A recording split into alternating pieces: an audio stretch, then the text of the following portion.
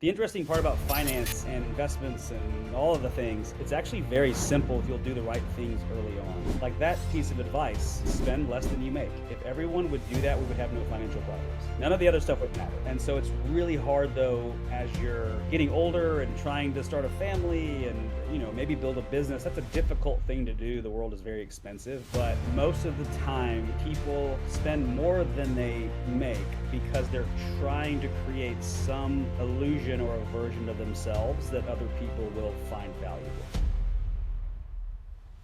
Hello, everybody. Welcome back to Loki Genius Podcast, and we are now on season 2, where I bring on founders and CEOs who actually walk the talk. And today's guest is Grant Ellis, retirement plan wizard, fiduciary ninja, and the guy who actually reads the fine print so you don't have to. So, Grant, welcome to the show. Yeah, thanks for having me. Yeah, of course. And it's a pleasure to have you as my first guest. So we are going to kick off this season talking about finances and all of the stuff to help also younger generation with their finances. So to start, can you tell us a little bit about the story? How did you get into with your career? How did you start?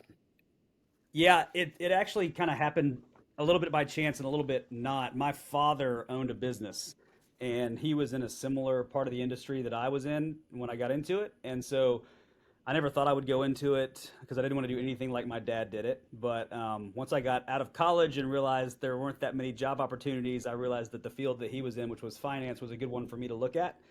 And really, it happened because I'd say if I learned anything well early on, it was the importance of being able to develop relationships with people. And it sounds really cliche, right? If we call it networking or whatever, but I realized early on that most of what I saw happening in the world was because of someone knowing someone else.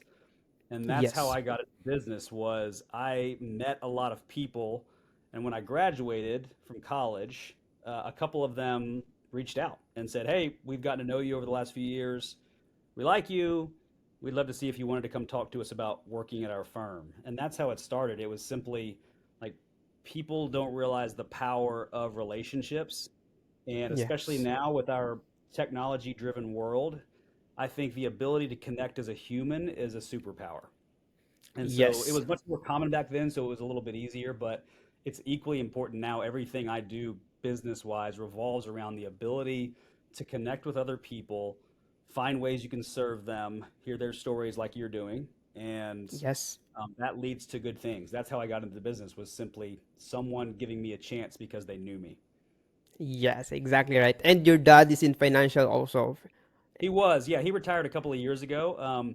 He was in a we're kind of in a niche field a little bit, but honestly, along the way, I realized quickly I'm an entrepreneur who happens to be in finance. So I, Yes. my my passion is starting and building companies. So I've had a peanut butter company and I've had a fitness products company, and finance just happens to be an area that I know well too. So it's a small distinction, but I just love business building. So you could kind of Yes. throw anything my way, and I would love to work on it. It's just the putting things together and building tools and whatnot. Yeah. So, what's the best financial advice that you ever received from your father? Um, Spend less than you make. If Yeah. everybody in the world, and it's the interesting part about finance and investments and all of the things, it's actually very simple if you'll do the right things early on. And the problem Yes. is, like that piece of advice of spend less than you make. If everyone would do that, we would have no financial problems. None of Yes. the other stuff Exactly. would matter. And so it's really hard though as you're getting older and trying to start a family and maybe build a business. That's a difficult thing to do. The world is very expensive, but most of the time people spend more than they make because they're trying to create some illusion or a version of themselves that other people will find valuable, right? So it's like entrepreneurship actually is not the cars and the boats and the planes and the fancy things. It's like, you're the one who gets to empty the trash at the end of the night, and you're the one who Yes. gets to order the paper, right?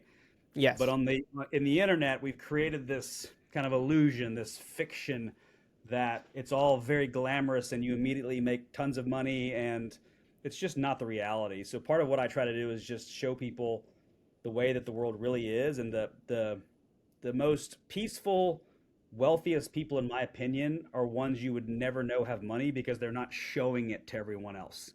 Yes. They're not, they don't have $2,000 of car payments a month so they can look cool. They have money in their bank and Yes. they invest that money. So yeah, that's very easy. Spend less than you make and you'll be in a good spot for as long as you can do it. Yes. And also, other than finance, what other business are you in right now? Right now, well, it's technically not other entities. So my financial business is my core business, but I do a lot of coaching and consulting and educating. So my whole thing is I just really love training and mentoring and teaching and writing and creating. So I'm writing a book. I'm writing. Wow. I always have like 10 things that have going on. I just like to do lots of things. So I'm Yes. writing my second book actually right now, which is a big project. And then I do a lot of this, a lot of talking and speaking and consulting, and but I don't have any other business entities right now other than my financial firm because we're really focused on trying to grow it and then do a lot of the teaching and writing and things. And then also I have two kids that Wow. are, 12 and 14. So I look at them as kind of their own entity, as I need to be putting as much focus and energy into them as I am any business that I might have. Yes. Saying that you have two kids, what if you're talking to them, what would be the advice that you're going to give them when they step into their 20s about finances? Don't make choices in your life based on money. It sounds another cliche, very simple thing to do, but when you chase money, you create a lot of problems in your life because you'll end up doing work that you don't love with people that you don't love. And there's a time and a place for having to just, grind and do and work and like maybe not love it. So it's kind of two sides because I don't believe that anybody gets to just do only work they love forever, right? Like even in my world today, I love my big work, but underneath it, there's a lot of stuff. There's checking emails and there's, dealing Yes. with issues and problems and like it's not all perfect. But when you make choices that are driven simply by the money, you usually end up in a bad spot. So what I would tell them is I want them to find things, and sometimes it's not even specifically the work, it's maybe the environment. So an example of that is everyone thinks they want to work remotely now, and some people aren't going to like it. They need to be in an office with a lot of people and energy and Yes. collaboration. And it's figuring out what environments and type of work you want to do and do that. And if you do that, there are a million ways to make money around it. So it's just having Yes. the right end goal in sight of like, if you're not able to get up every day enthusiastic about what's coming, then you're not going to be able to do it for a long time, no matter how much money you make. And in my world, I see it all the time with friends and colleagues who come to me at 45 or 50 or 55 years old and they make a bazillion dollars, but they're miserable because they just don't Yes. find any value or purpose or like in their work. And so that's my advice is like, hey, you can find ways to make money, find work that you enjoy. Like to me, success is doing work you enjoy with people you enjoy. It's a very simple methodology for success. And having a family that like for me, my family, like if I have to do all that to make, I could make more money now, but if I have to sacrifice things in my life that I find valuable, then what's the point, Yes. right? Yes. So it's really it's like make sure you're solving for the right goal. And sometimes, oftentimes, money is not a super valuable goal as its only thing.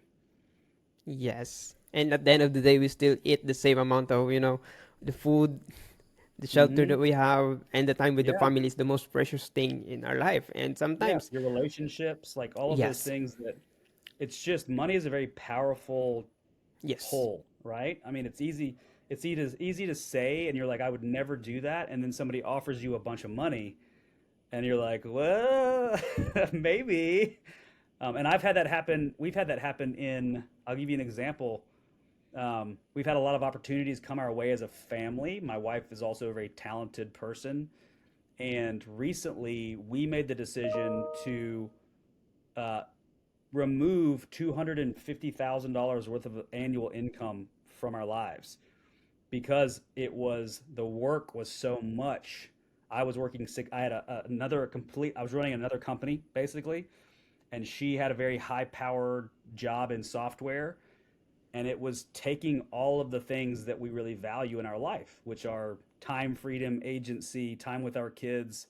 Our stress levels were higher. So we made it was very hard, but making an active decision to say, she's going to say no to this. I'm going to say no to this. That's going to reduce our income by $250,000 a year. And it was the best decision we ever made because now, again, like I like to be, I'm sitting at home, my daughter's asleep, and I'm in my home office in my Yes. t-shirt talking to you. And honestly, what I try to really, when I get pulled by like shiny money things, whether it's a job or anything, I try to remember of like, what does a perfect day look like to me? And it's a great exercise, I think, for anyone. What does a perfect day look like for me? And so far today, and we're only a few hours into it, but today has been a perfect day. I got to see my wife this morning. I got to have a slow morning reading and for me praying, and then my daughter's here and I'm going to get to take her to cheerleading practice in a little while. I get to meet and talk with you, which is an awesome thing, Yes. and hear from you. And it's going to keep going. So if I piece those things together at the end of the day, and I look back and I go, that was a great day. Like that's everything I love to do, the people that I enjoy, like the work. That was a great day, and my bills are paid. So what more do I need? Right? We're so driven for Yes. more that sometimes the answer is to learn how to be content with what you have. Right? Yes. That's the most precious thing. That's my dream also. That's why I started doing online work and spending much time with my family and also with my parents. That's why we build a house near at their Mm. place. So Yeah. because my parents want me to work abroad or do things like this, but for me I really wanted to work from home and do things like I want, like video editing, creating videos, something like anything that I want that I think still can make me money to pay my bills and for my wife also. So question here, did you come from a lot of money? Uh, well, it's a hard question to answer because it's all relative, right? But I would say we didn't, looking back, we never wanted for anything. We never lacked anything. So I would never have described ourselves as like, I don't think anybody calls themselves wealthy or rich. It's such a weird term. And I've talked Yes. to my kids about this a lot actually, because there's always somebody that makes more money. There's probably somebody who makes less money, right? We had Yes. I had a great upbringing. We had everything we needed. My parents went through some very serious financial situations. My dad bought a business and tried to run it, and the business ended up going bankrupt. So we also went through some very like significant, but we never, to me when you look at the real definition of did you have money growing up is like did we have food and shelter? Yeah, we did. We never wanted for food or shelter, and I think we take basics for granted in our world, especially kind of in the United States, right? um, so we had all the most important things to life, and I think it actually taught me a lot of lessons about money is we couldn't just go buy whatever we wanted. We didn't have that much money. But my parents spent their money on the things that provided value in our lives. So it was, Yes. we went to we went to private school, which provided a lot of opportunities for me, and we had food and we had clothing and we had shelter and so we didn't lack. But we weren't vacationing, in fancy areas. They were having to piece it together from time to time, but it was a great. I have nothing but positive thoughts about that. So. Yeah, I like your mindset. And what's the best advice you've ever received throughout your career that you can share with us? Whew, it's really hard to answer because I've gotten so many. I've got books and books and books. To this day, I firmly believe that you can learn something from everybody you encounter, right? So I think never stop learning. Again, if you want to put it on a t-shirt, it's so dumb. But to me, it's been very important is a lot of people get to this point where they feel like they have it all figured out. And to me, the beauty of life is that whether I'm talking to you or a new employee of mine who's 21 years old or my child, that we can all learn from each other. And I think Yes. for me, my favorite thing to do in the world is to talk with people and hear their stories. And so I don't know if it's necessarily advice that someone gave me. I do. I keep copious notes of if I can meet with somebody, I'm going to write something down. Like every single human meet with, I come away with something that could be considered advice, right? Or a way that they're living that I could take note of. So it's just you know, remaining humble and always be a student of everything. Like it makes it more fun, it makes life interesting. It keeps you humble and realizing that you're never going to know everything. And so there's this hunger that keeps inside of you where you're like, "Hey, I get to meet you and I don't look at it as a chore because you can learn something from me and I can learn something from you and we can be friends and we can have a new relationship and that brings more value and joy to both people and to life." So that would be probably my number one piece of advice is just always remain humble and learn and meet Yes. as many people. Let me actually the second piece I have to add. I was going to say meet as many people as possible, but I've got to take it a little deeper than that. Develop as many meaningful relationships as possible. So there's a difference in the two. I think too often, especially in early in our careers, people look at meeting people as transactional, right? So I'm going to meet you, I'm going to tell you what I do, I'm going to hand you my business card, and hopefully you will do something for me. And I think developing relationships puts a different lens on it because it switches the value in I'm here to bring you value. So let me meet you, but then to develop a relationship, I need to learn about you and I need to learn Yes. about who you are and see if I can help you. So even in sales and marketing, it's like if you can have that lens of like every person I meet today, I'm going to see how much value I can bring to them, then that's a beautiful lens that will lead you to places you have no idea because it removes the focus from yourself and places it on other people. Um, and you just can't Yes. go wrong doing that. The money will take care of itself if you're willing to focus in the long term on serving people and getting to know their stories. Yes, exactly right. So are you investing on mentorship, something like that? You mean like what do you mean? So like mentorship, do you have a mentors who helping you in Oh, for me, specific things? yeah. I mean, I do. I don't have a fit like they're not official anymore. Where I call them, but I count lots of people as my mentor. Um, when I Yes. was younger in my career, I I was not afraid to ask for help, and I think it's a good point because Yes. right now people are scared to ask for help because everyone online is telling them to not bother people. People are busy. But what I did is it's the key to asking for help and mentorship is to do it without expecting anything in return, right? So, Yes. hey, I want you to give me an hour of your time is not a good way to go about it. But I do find that high level people, people who are have had success in life, whatever that means, they understand the value of relationships and they want to give back. And so I would encourage anybody. The first thing I ever did, I moved to a new city when I opened my first business, and I reached out to CEOs across the city. So I had no business, no connections, nothing, and I just said, "Hey, I'm new here. I know you're busy. Like recognize those things. Hey, I know you're super busy. I don't have anything I can offer you. I'm not here to sell you anything. I would just love to get to know people and hear their stories around town. If you have any extra time and could squeeze in even 15 minutes for me, I'd be happy to come to you and promise you I'm not trying to sell you anything. That where it becomes hard is usually that is a fake disguise for I'm trying to sell you something, right? Yes. So you've got to be willing to go, no, no, no, no. I'm just here like you. I'll give you a quick story because I don't want to take up all your time. But one of the first people I ever met with, we were in Nashville, Tennessee, and he owned a big company. And I reached out and he said, actually, I'd love to meet with you. I don't ever, nobody ever asked me to do that because he was a CEO. And I said, well, I appreciate it. And he gave me 30 minutes and it turned into 2 hours. And I never told him what I did. That was my promise. That's how I got these meetings is I'm not even going to, so that you know I'm not here to sell you anything. I'm not even going to tell you what I do. I'm just here to learn whatever I can from you. And I appreciate that time. That guy turned out and would in the future become the governor of Tennessee. So it's like you never know.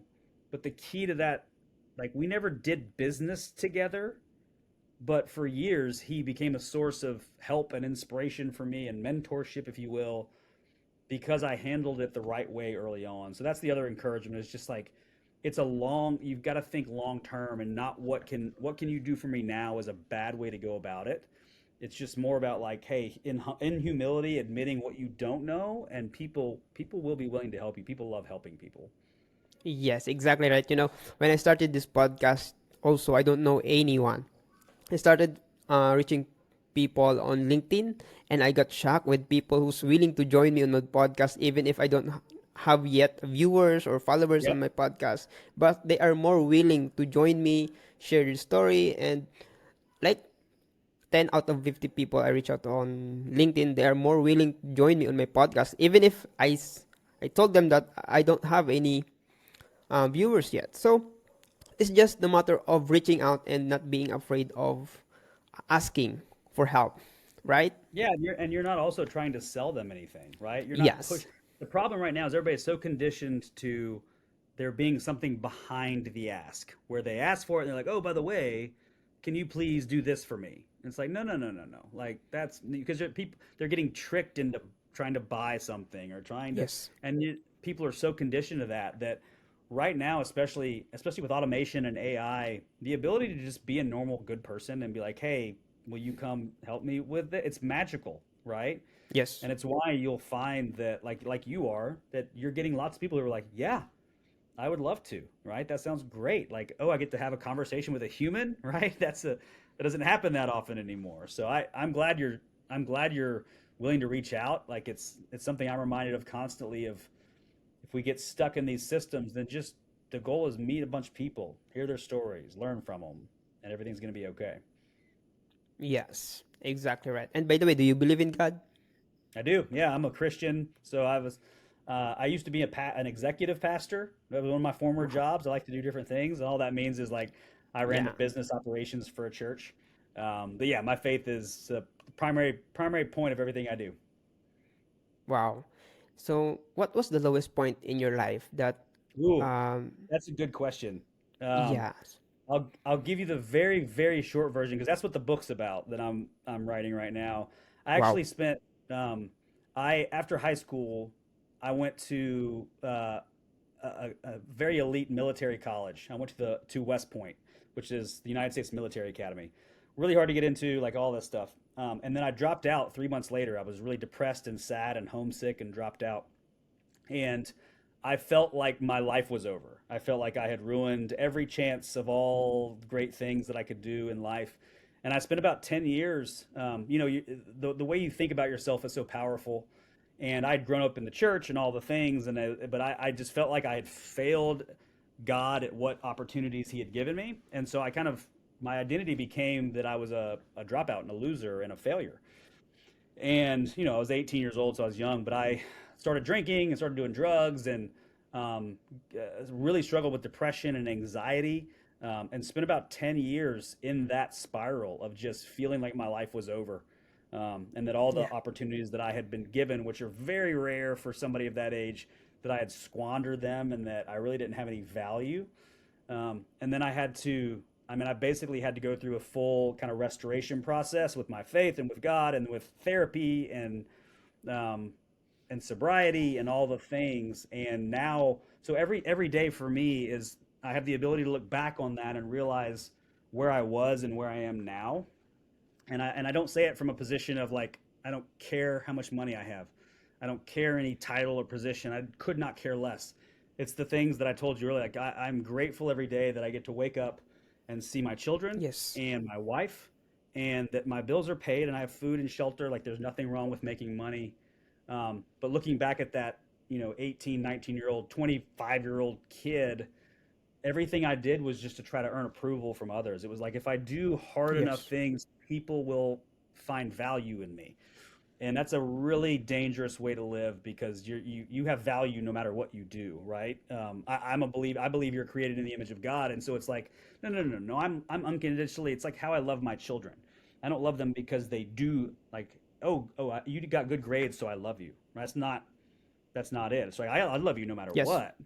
Like Yes. I want you to do things well because I don't want you to bring pain into your life, but it doesn't affect your value or your worth of the fact that I love you. And that Yes. really helped me understand like I didn't have to perform to earn value.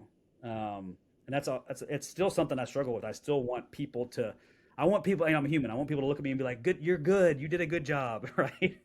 um, but now I know I can reorient back to what's important and like, hey, no, no, no. I have value. The things that I do them because I've been given gifts and I want to do well with those gifts to serve other people, but I don't do it from the opposite position of if I work hard enough, then I will be valued and loved. It's not that. So it's kind of a mental. Yes. So the lowest point for me was, struggling with drugs and alcohol, losing job after job, failure after failure after failure, um, and then getting to come back from that, and come back from it and have a life that I never dreamed that I would be able to have. Yes. That was inspiring, you know. Some of the things that you said, I just remember my conversation earlier with my wife because we talk about finances and all of that's what's going on with our career since we are young, and we are exploring a lot of things for us to achieve our goals. So she is in the beauty industry, and she's doing a lot of contents and all of the stuff, and I'm doing things on another side, and we just have a conversation about she told me that she was worried that if I'm not proud of her because she is not Mm, making money yet right now. mm, And then I told her that I love you not because how much money you are going to, to bring at home. I love you because you are, you are a big dreamer, you have goals, you have big dreams for us, and you always with me whenever I feel stressed about work, get burned out, and I will not ever see you as someone like I will not see your value mm. because of the money that you're going to bring at home. Right. So like she just worried, but I understand her, and I just told her that I will love you whatever it is, with money, without money, because I love you for who you are. You love me, you love our family, and that's it. That's enough for me. So something like that. So for about your story, Grant, you're inspiring. For someone who's struggling with that situation right now, a lot of people in their 20s are struggling with that situation right now, right? So what's one best piece of advice you can give them so that they can get out of that situation? I'll tell you what I can without. It's hard because it's such an individualized situation, right? Yes. There was a time for me when it was very critical, and I needed some medication, and I needed therapy, intense therapy, and things like that. Um, I This sounds like a very interesting and maybe dumb piece of advice. And a lot of the advice that I've been getting over the years that I used to be like, that's so dumb because it's cliche is actually helpful. Um, there's two pieces. One is when you're really struggling and inside of your own head. One of my therapists has told me do what a normal human would do today. And here's what that means. It's when I used to get very Right. anxious or depressed or whatever, we tend to isolate ourselves, right? So Yes. the things that we would normally do, well, I can't do that. I'm too stressed. I'm too anxious. I'm too nervous. So I'm just going to hole up in the house and I'm not going to eat well and I'm not going to exercise well and I'm not going to go see any. I don't want to go to that party. It sounds terrible. And it was like, listen, look at it as a discipline of what would normal Grant do today? Do that. So if normal Grant would go for a walk in the morning, go for a walk, even if you don't want to. If normal Grant had dinner plans with friends, as terrible as it sounds because you're anxious and the noises are loud, do that. And the more I did that, it was conditioning my body and my mind to go, like, everything's okay. Like, the world is still turning. Everything's going to be okay. Obviously, it has nothing to do with any of the substance abuse stuff. That's a whole different conversation. But that's one piece is like, do what normal people would do. The other, man, there's so much I could talk for hours and hours about this stuff because it's such a nuanced situation, right? Like if I'm in the depths of despair or depression or anxiety, and somebody tells me to do what normal people do, I'm like, nah, it's stupid. Um, Therapy was very helpful for me. I think finding the right therapy, which can be very difficult, depending on the situation, or counselor, we call it different things. The ability to get this stuff out of your head and just with Yes. no, like, you feel so shameful sometimes, you feel so broken sometimes, you can't tell anyone about it because you're not going to go to even the people you care about and be like, I feel this, and they're going to say, well, you shouldn't feel that. So the ability to go, hey, I just need to get all this out, and then somebody go, hey, that's okay. Like, it was unbelievably powerful for me for when I dealt with all this for somebody to go, that's okay. Like this is you're not the only person. It's going to be okay. And I was like, wait, because you feel broken, right? You just feel broken and failure. I will tell you from a two more things. One is the next one would be just to take the next right step. And so here's what I mean by that. I still use this constantly. We want to plan out the next 10 years, right? And so if you're Yes. struggling with failures and work and where do we go and building businesses and family, and you're like, oh, I got to plan out all the steps that get me to here. And that I think there's value in having some kind of loose framework for like maybe where you want to go. But what you really need to do is just determine what needs to be done next and do that. And Yes. so as an example, like in business, or let's say you're writing a book, what's my next right step? Well, I need to open up the thing and write the outline. Like I don't need to work on a publisher and how to get a literary agent and I need to just do the thing. um, Sometimes the next right step is I need to go on a walk because I'm stressed, and or I need to go exercise. Or sometimes the next right step is I need to go eat healthy food because I've been eating garbage and I'm wondering why I feel bad. So it's like simple disciplines of creating the opportunity to do just the next right thing, not worrying about 10 years from now, or like, my business, I want it to go to 100 people. Well, how many do you have now? What's the next right thing? That for me is extremely helpful. There's just so many. It's like I've got on my phone a note that just has like just all of it, right? Because sometimes even me, you get scrambled and you need to go back to it and be like, no, everything's gonna be okay. Like Yes. everything's fine. And then lastly, I'll say from more of a business perspective, is that people need to understand that failure is actually just the cost of building things. It's not, I wish we had a word for it, because failure means like I have failed and there's this identity complex of like I'm not good enough. And that's so false. I've started 8 or 9 companies now, and I don't know, 5 of them have failed, right? And not just like failed little, like failed big. Um, that's when you get into these levels where you meet people who are very successful in business. What you find is that they look at failure very different than normal people do. So when I tell a normal person, I say normal, somebody who has a more traditional job, right, that I started a company and it failed, they get it's very serious, like, oh, so sorry, like you'll do better next time, like hug you, and they mean well. When you meet a very successful person that finds out that you failed, you might as well just be saying nothing to them, because they're so conditioned to understand that failure is part of growth. And so they're just like, Yes. oh, cool. They're like, cool. Tell me what happened. All right. And then they keep eating their lunch, right? There's no pause because it's literally just part of it. You don't meet people, you don't go from 0 to 100 without a few false starts in between there. And so now, like it's reframing everything. I look at failure as part of the process, and I try to be better at it, right? I try to fail on smaller scale and fail to where it doesn't take you out of the game and you don't lose all your money and all those things.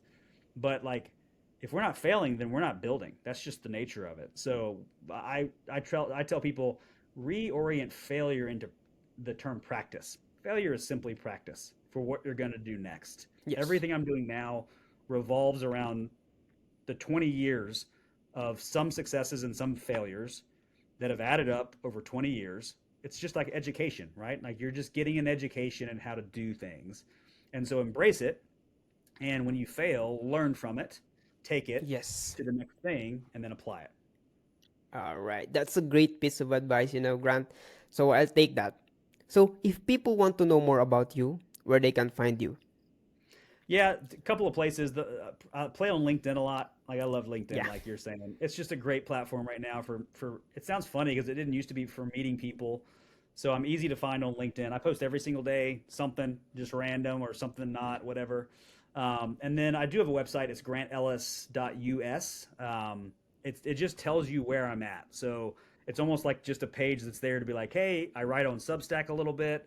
I'm on Twitter here. I will tell you, those are the two best places. I'm probably everywhere else, but I get overwhelmed by the number of places that I'm supposed to be, right? Yeah. So, wait, I'm supposed to be posting on, YouTube and Instagram and Facebook and Twitter and Yeah, you do and such. YouTube? Yes, we got a YouTube channel. It's a business channel. It's terrible, so Oh. no, I don't want anybody to look at it. We're actually, I have a call with a YouTube guy today. I will tell you, right now. It's like the opportunities in business are so great, but it's also very hard to know where to focus because there's Mhm. so many different platforms and marketing. Yes. So even me, I'm still working on like, okay, where do we need to focus? And I don't know yet. So LinkedIn, grantellis.us, and yeah, that's probably the best two places. All right, people. Thank you so much, Grant. That was a wonderful and amazing episode to kick off this season. Thank you so much for joining me today. I hope you have a wonderful day. And to all people who's watching this video, go follow Grant and learn from him. So thank you so much and have a great and wonderful day. God bless you all. Thanks for having me. Bye bye.